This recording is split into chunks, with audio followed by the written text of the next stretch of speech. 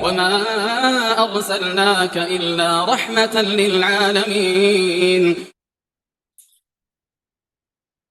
Kaidah yang ke-10. Di sini dikatakan bahwasanya maka fi ahdi Nabi Shallallahu Alaihi Wasallam inda ahlil Madinah, maka pada saat berada di masa Nabi SAW, ketika Nabi SAW bersama dengan penduduk Madinah, ya, mikyalan fahuwa mikyal, maka barang yang lazimnya ditakar maka dia ditakar. Wa maka fi ahdi Nabi SAW inda ahli Makkah, dan ketika Nabi SAW berada di masa atau berada di lingkungan orang Mekah, mauzunan fahuwa mauzunun, maka ketika itu ditimbang maka ditimbang ila yaumil qiyamah, sampai hari kiamat maka harus ditimbang. Kaidah inilah yang ingin kita jelaskan terkait dengan landasan penggolongan barang yang ditimbang atau barang yang ditakar.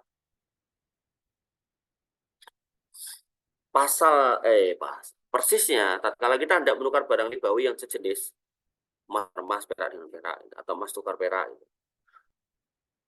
maka dipersyaratkan untuk sama berdasarkan ukuran standar syar'i. Dari sisi timbul pertanyaan, dari ini timbul pertanyaan, barang apa yang diukur standarnya dalam timbangan, barang apa yang diukur standar di dalam takaran. Maka kita menjelaskan permasalahan tersebut sebagai berikut.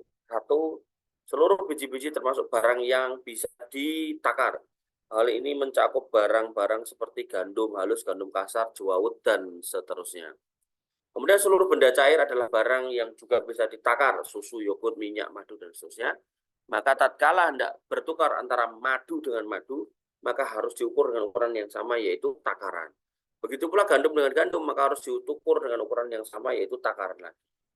Seluruh benda logam adalah barang yang diukur dengan timbangan seperti besi, tembaga, kuningan.